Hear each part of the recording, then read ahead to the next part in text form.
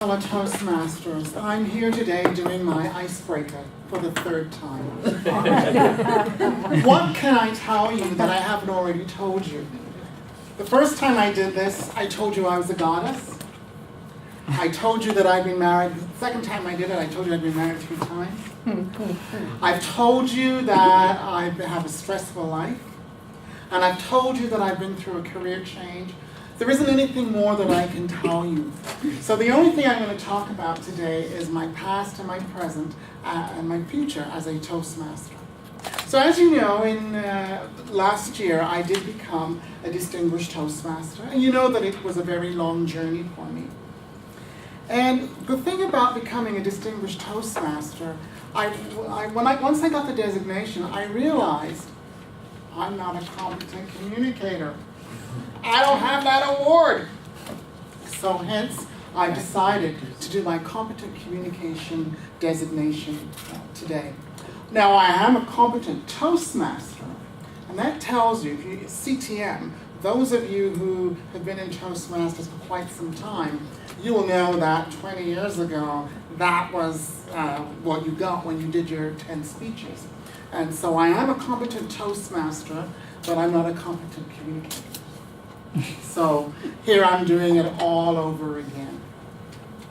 Now, what else can I tell you? So back in 1998, almost 20 years ago, I was a member of Trillium Toastmasters, and it took me 2 years to complete 10 speeches. Trillium was a very strong club. It was a powerful club with lots of men, and you had to really jockey for a speaking position. So that's why it took me 2 years. Well, not really, but if you want to do it. I'm a slow learner, what can I tell you? I then went on to do my advanced Toastmaster program. Now, most people are very structured and organized when they do their advanced program. Not me. Most people take one book and they complete it, follow it through, and they complete it. No, I had to have 7, 8 books going at the same time.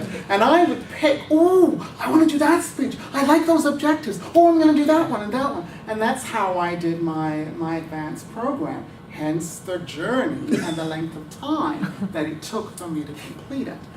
If you want to believe that, okay. But that was one of the reasons. So now,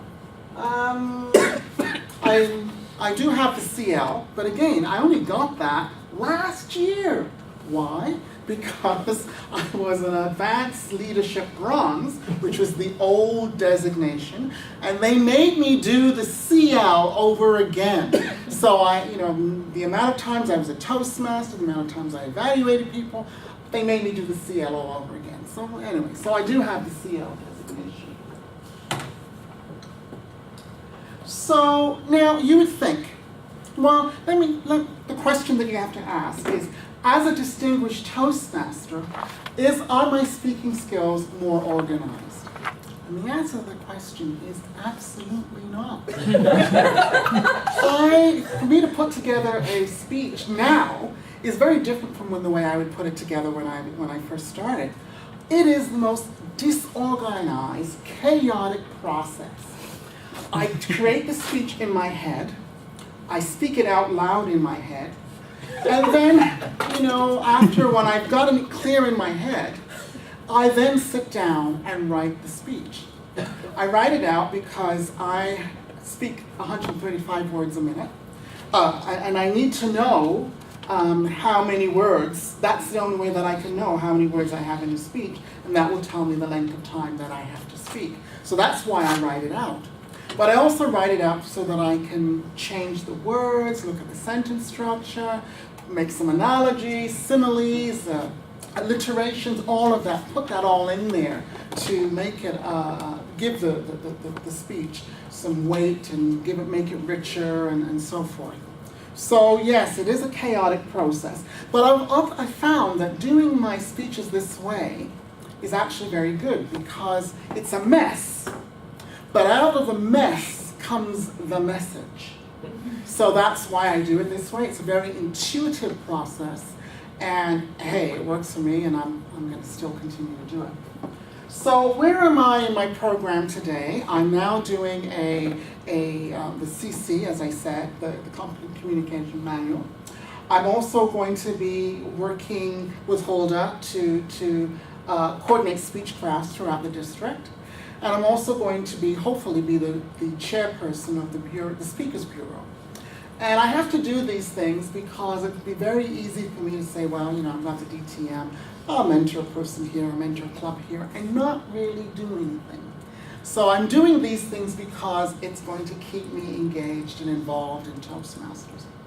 And for the future, what I want to do, and I'm going to come to each and every single one of you in regards to this, but sometime in the new year, I'm going to be thinking about putting together a youth leadership program. Mm-hmm. And I'm going to come to each and every one of you to help me with that journey. So that's a little bit about me, and hopefully I've given you a little bit of information about myself, about my journey as a Toastmaster, my past, my present, and my future. Thank you.